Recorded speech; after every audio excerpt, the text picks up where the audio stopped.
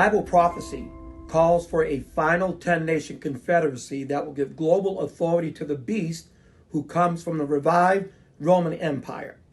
The Jewish prophet Daniel and the Jewish apostle John in the book of Revelation foretold about this final 10-nation confederation.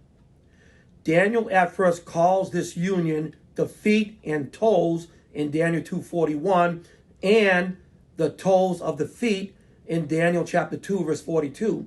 Hence the 10 toes of the revival of the Roman Empire. Many world leaders in the past, back in the day, have attempted, they tried to revive the Roman Empire. Mussolini, Napoleon, Charlemagne, and Adolf Hitler, but all failed.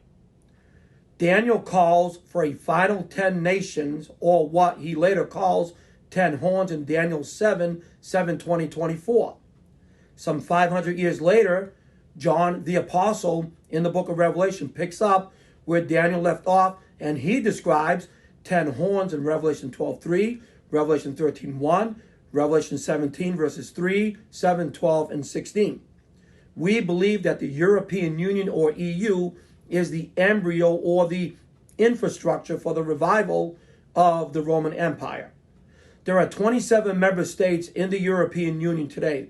All member countries must yield their sovereignty to the EU. The flag of the EU has 12 golden stars with a blue background.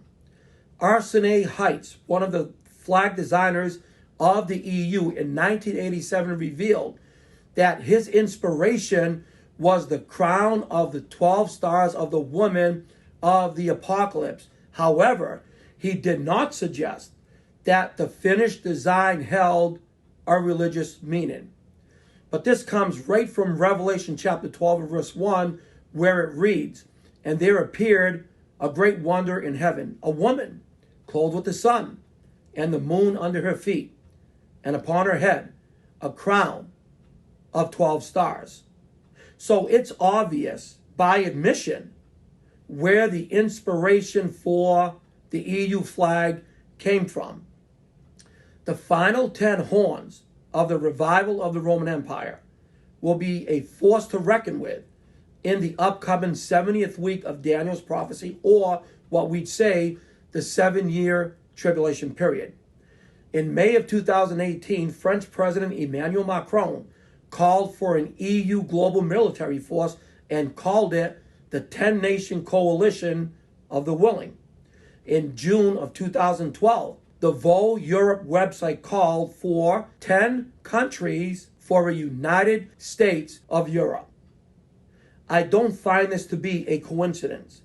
This is the early stages of Bible prophecy unfolding before our very eyes. A final 10-nation confederacy. This final 10-nation union will seek to make war with Jesus the Messiah at his second coming. We read in Revelation chapter 17 verse 14, "These shall make war with the Lamb, and the Lamb shall overcome them.